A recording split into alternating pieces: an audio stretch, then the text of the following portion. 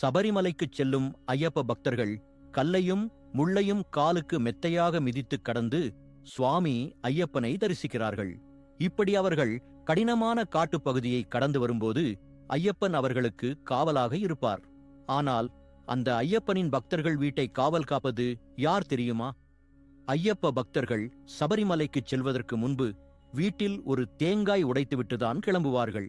அதேபோல சபரிமலையிலிருந்து வீடு திரும்பியதும் வீட்டில் தேங்காய் உடைத்த பின்னரே வீட்டிற்குள் நுழைவார்கள்.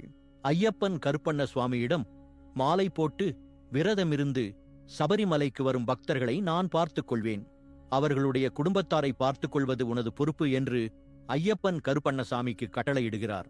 இதை நான் எப்படி தெரிந்து கொள்வது என்று கருப்பண்ணசாமி கேட்க, அதற்கு ஐயப்ப சுவாமி சபரிமலைக்கு வீட்டிலிருந்து செல்வதற்கு முன்பு ஒரு தேங்காய் உடைப்பார்கள்.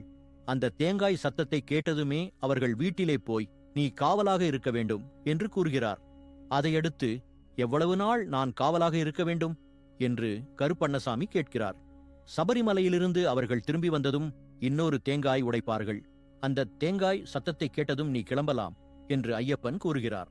சபரிமலைக்கு சென்றுவிட்டு திரும்பி வரும் வரை அந்த பக்தர்களின் வீட்டில் காவலாக கருப்பண்ணசாமி இருக்கிறார். அதனால்தான் சபரிமலைக்கு போகும்போதும் சபரிமலையிலிருந்து திரும்பி வீட்டிற்கு வந்ததும் தேங்காய்கள் உடைக்கப்படுகிறது.